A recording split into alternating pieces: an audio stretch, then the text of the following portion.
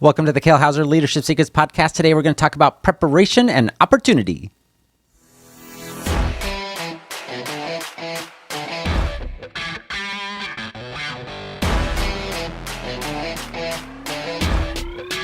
Hello everybody, and welcome back to the Kale Houser Leadership Secrets podcast. My name is Kale Houser. Did you know that there's no such thing as luck? And I'm sure you're sitting there going, oh, that's BS, Kale. Like, luck happens all the time. Like, no, that's really just kind of circumstance. What I'm talking about is this form of luck in the sense of business, right? So we hear a lot of times like, oh, that guy's so lucky. He just, thought of that product that made him that $1 billion or $1 million, whatever it is, right? Tom Bilyeu sold Quest nutrition bars for like over $1 billion. Was it Jamie Kern Lima, sold her makeup company for $1.2 billion. Like, oh, they're just so lucky, right? And it's such BS, to be honest with you. It's absolutely insanity. Now, I went through a phase thinking, probably as what you're thinking right now, is, luck plays a huge part in people's success, a huge part in people's life, especially when it comes to their financial success or their business success. And for me, it was with poker. Like, I absolutely love playing poker. To me, sometimes relaxing, but it's challenging. It gets my mind engaged. It's entertaining for me. I enjoy getting to, I'm not talking about online poker. I'm like at an actual poker table, casino, whatever, home games. It's a social game. You get to interact with people, all those types of things. I love the chance of it and all those types of things. And to be honest, I'm really not that good at it. I have spent almost no time studying the game. I've spent almost no time investing in myself to get better, other than just practicing and putting my money where my mouth is type of practice. And as a result, my results show that. I am a losing poker player. I have lost more money over the course of my poker career, if you want to call it that, which it's not. It's just the recreational career, as it were, than I ever won at the tables. And I've had some winning sessions, don't get me wrong in that sense. But it took me kind of a long time and a lot due to my own ego and pride. Like, I'm a smart guy. I graduated college. I've got a master's degree. I'm a professional, at the time, in the Air Force or whatever my job was at the time. Like, surely it's just bad luck that I'm losing. Like, and I went through this a lot of times, and my wife can attest. Like, I'd come home and have lost, whatever amount of money, and be like, "You won't believe what happened. This guy, this gal, did this." Like, oh, it's the cards are just bad luck. That's what it all came down to.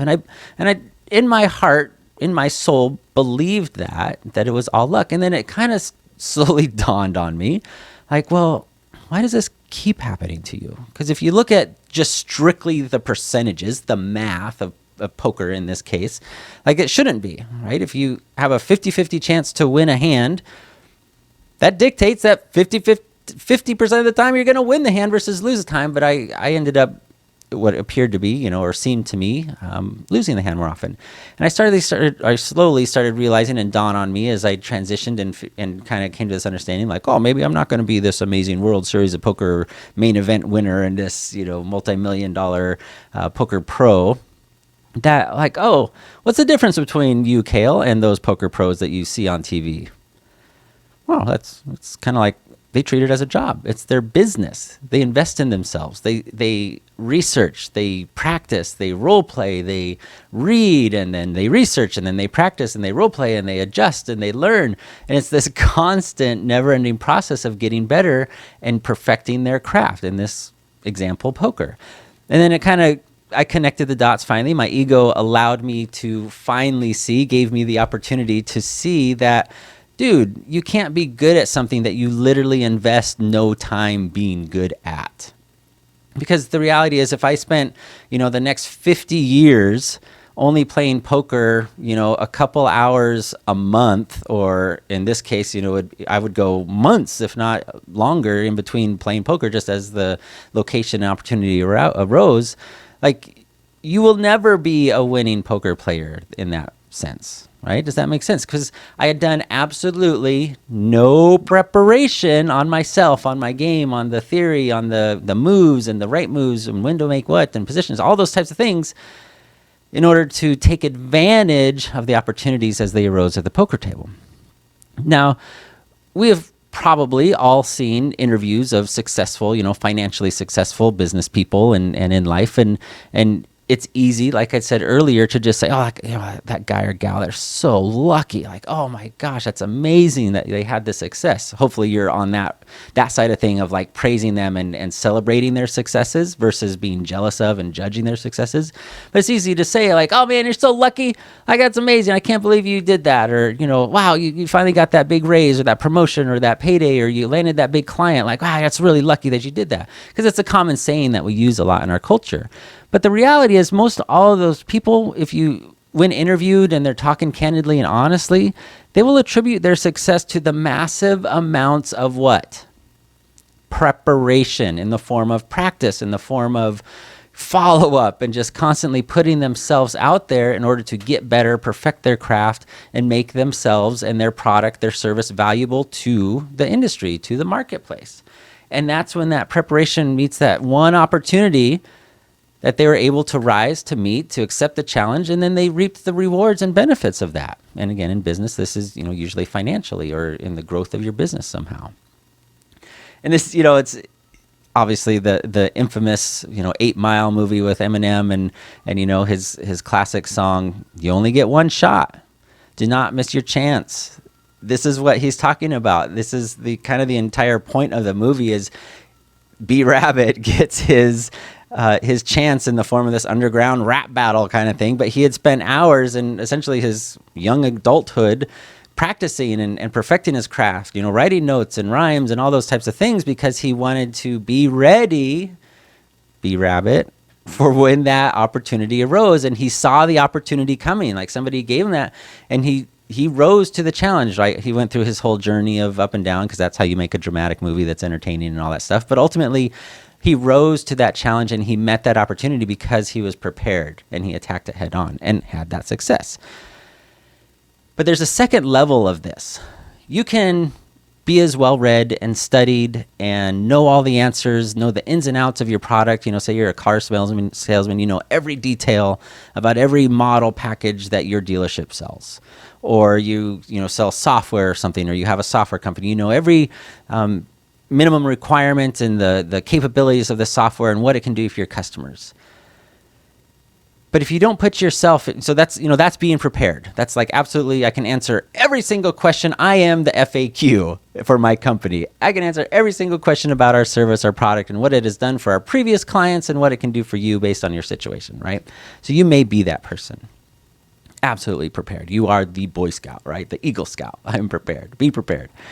I only made it to Webelow, just so you know, not my proudest moment. But you are prepared. You've done everything. You're the one that goes home from work and you take the tech specs with you. We had people like that in the MQ9 community in the Air Force that they loved it. So they were so amazingly prepared when it came time for their evaluation. They literally had every answer in the book.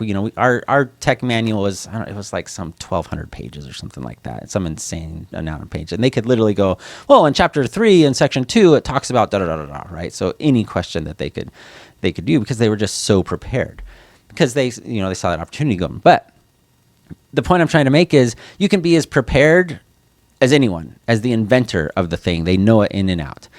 But if you're not seeking out the right opportunities, then there's oftentimes that you will miss that opportunity. There are so many things that we miss just by not being aware of them and not putting ourselves in a position to receive that opportunity that we miss out on thousands. It's like unimaginable what we're missing out on just because we're not doing the things besides being prepared, but preparing ourselves by putting ourselves in front of the potential for those right opportunities. So an example of this would be, say you're a luxury item seller, whether it be yachts or private airplanes or anything like that. Well, if you're not, you've done all your, the specs, everything about your yacht, the 65 foot, 102 foot, whatever. But if you're putting yourself in front of the wrong types of crowds that just, they're not yacht buyers. If you're going to the Phoenix boat show to peddle your wares instead of going to the Miami boat show, who do you think is the better and the right choice to put yourself in front of that audience in order to give yourself and your company that opportunity to make that sale. Well, obviously it's the Miami, right? That has like thousands of multimillionaires that live in Miami, and you're right on the water. Like, it makes sense, or same thing, or going over to Monaco or Monte Carlo, all those types of places. It's about putting yourself in front of the right opportunities to allow those opportunities to find you as well. But are you putting yourself in that position to see them? So that's this kind of two-pronged responsibility that you have in order to be successful. One, you have to be prepared. You have to know your stuff. You have to be willing to put in that time and effort to study and get better at your craft. And this may be role-playing with somebody else. If you are not doing this in your company and you have some sort of role that is interacting with customers that could go any which way or that, and you're not role-playing those possible scenarios for your technicians, for your sale, I won't even get started on that because that's a whole other option. If you're not role-playing, if you got a sales team, you are wrong. Flat out wrong, mistake. Call me right now and we will get you squared away with that. But this could be with other things too. If you've got a front desk person, if you've got customer service representatives, all those types of things that have that customer interaction that would affect your image of your company, your reputation of your company, and somehow your market share of that. And you're not role-playing those scenarios, so those staff members, when they run into those potentially uncomfortable, potentially catastrophic scenarios, they know how to react to it because they've kind of worked through it and they've thought through it before and they're not caught off guard. That is a big part of being ready, of doing that preparation. And so when that opportunity arises, in this sense, in the form of kind of a negative, then they're ready for it. But it could also be in the positive of, say you're running your HVAC business and your technician is out doing a maintenance type of thing, and they find out like, man, this unit it doesn't need maintenance. It needs to be shot and put out to bed because it's like on its very last legs. If they haven't gone through the process and the role play and the preparation of talking to that homeowner and saying, hey, I'm not here to try to screw you, whatever your approach is, but like, I understand you hired me to do this $150 maintenance, spring cleaning, kind of spruce up of your air conditioning system, getting ready for summer. Excuse me. But the reality is for this, and this reasons, and you walk them through a process, and that technician has an opportunity to upsell that homeowner to a brand new air conditioning unit, right? Like, your house is 15 years old. It's kind of time to get a new unit, blah, blah, blah, blah, blah, whatever that is. And they have at least gone through that. So when they're put in that scenario and that opportunity arises, they're not completely caught off guard and they can actually feel a little more comfortable and confident going through that process. And hey, maybe you'll get a new install sale instead of just a $150 maintenance fee type of thing. So that's really what I want to talk about in that difference between preparation and opportunity. Preparation, you got to know your stuff. Opportunity, you have to be ready for it, but also you have to be looking for it. There is no,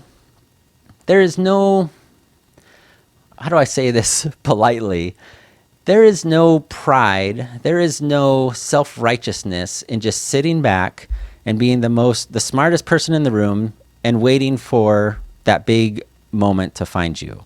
And then years down the road saying, well, this just doesn't work. I'm just unlucky. Like, I can't believe this. I'm so unlucky. I've done all this work. I've done all these things. It'd be like investing thousands of dollars, hiring a poker coach, blah, blah, blah, blah, becoming like legitimately really smart at the math of poker and reading people and doing all these things to prepare, and then literally never entering a poker tournament, never going to the casino and sitting down at the table.